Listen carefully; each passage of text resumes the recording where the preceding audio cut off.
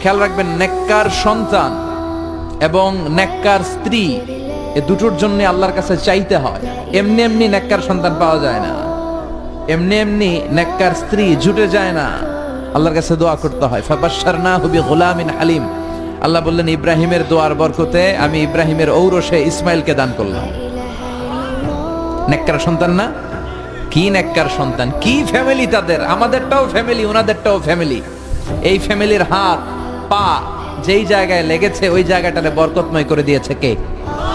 সাইয়েদনা ইব্রাহিম আলাইহিস সালামের পা লেগেছিল একটা পাথরের উপর।